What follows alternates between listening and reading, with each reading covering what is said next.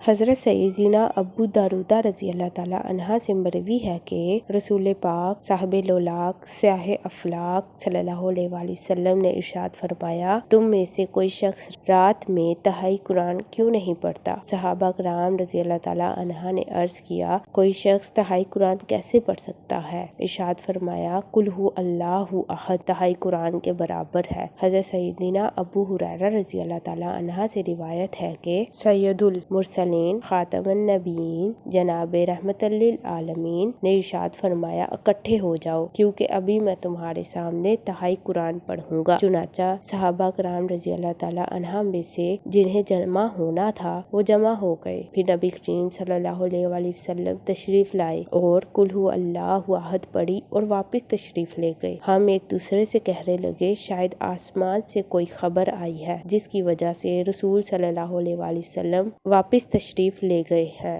جب آپ صلی اللہ علیہ وآلہ وسلم دوبارہ تشریف لائے تو فرمایا، میں نے تمہارے سامنے تہائی قرآن پڑھنے کا کہا تھا تو سن لو، یہی سورت تہائی قرآن کے برابر ہے۔ حضرت سیدنا ابو سعید خضری رضی اللہ تعالیٰ عنہ فرماتے ہیں کہ ایک شخص نے کسی کو بار بار قل ھو اللہ احد پڑھتے ہوئے سنا تو صبح کے وقت رسول کریم صلی اللہ علیہ وآلہ وسلم کی بارگاہ میں حاضر ہو کر اس کا تذکرہ کیا۔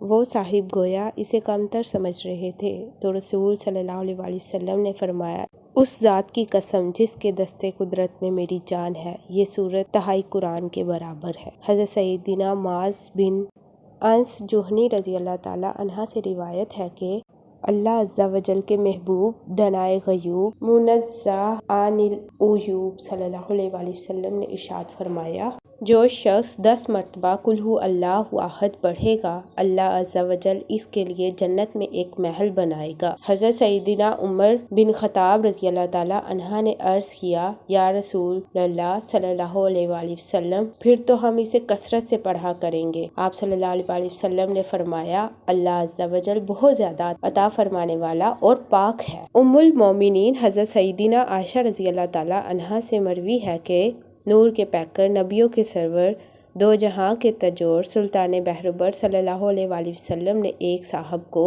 ایک سریہ کا امیر بنا کر بھیجا۔ یہ اپنے اصحاب کو نماز پڑھاتے تو اس میں اور سورت کے ساتھ آخر میں قل ھو اللہ احد پڑھتے۔ سریہ سے لوٹنے کے بعد لوگوں نے رسول صلی اللہ علیہ وآلہ وسلم سے اس کا تذکرہ کیا تو نبی پاک صلی اللہ علیہ وآلہ وسلم نے فرمایا، اس سے پوچھو وہ ایسا کیوں کرتا ہے؟ لوگوں نے اس سے پوچھا تو اس نے بتایا کہ میں اس کو ہر نماز میں اس لیے پڑھتا ہوں کہ یہ رحمان عز و جل کی صفت ہے اور میں اس کے پڑھنے کو پسند کرتا ہوں۔ یہ سن کر نبی صلی اللہ علیہ وآلہ وسلم نے فرمایا، اس کو خبر دو کہ اللہ عز و جل بھی اس سے محبت فرماتا ہے۔ حضرت سیدنا ابو ہریرہ رضی اللہ تعالیٰ عنہ فرماتے ہیں کہ میں خاتم المرسلین رحمت للعالمین شفیع المذنبین انیس الغاربین سراج السالکین محبوب رب العالمین جناب صادق و امین صلی اللہ علیہ وآلہ وسلم کے ساتھ کہیں جا رہا تھا کہ آپ صلی اللہ علیہ وآلہ وسلم نے کسی شخص کو سورۃ اخلاص پڑھتے ہوئے سنا تو آپ صلی اللہ علیہ وسلم نے ارشاد فرمایا، واجب ہو گئی۔ میں نے عرض کیا، یا رسول صلی اللہ علیہ وآلہ وسلم، کیا چیز واجب ہو گئی؟ فرمایا، جنت۔ حضرت سیدنا انس رضی اللہ تعالیٰ عنہ سے روایت ہے کہ تاجدار رسالت، شہنشاہ نبوت، محسن وجود و سخاوت، پیکر عظمت و شرافت، محبوب رب العزت، محسن انسانیت صلی اللہ علیہ وآلہ وسلم نے ارشاد فرمایا، جو شخص روزانہ 200 مرتبہ قل ھو اللہ احد پڑھے گا، اس کے 50 برس کے گناہ مٹا دیے جائیں گے، مگر یہ کہ اس پر قرض ہو۔ باقی آپ سب سے گزارش ہے کہ چینل کو سبسکرائب کر دیں، لائک کر دیں اور بیل آئیکن کو دبا دیں تاکہ ہر نئی آنے والی ویڈیو آپ کو ملتی رہے۔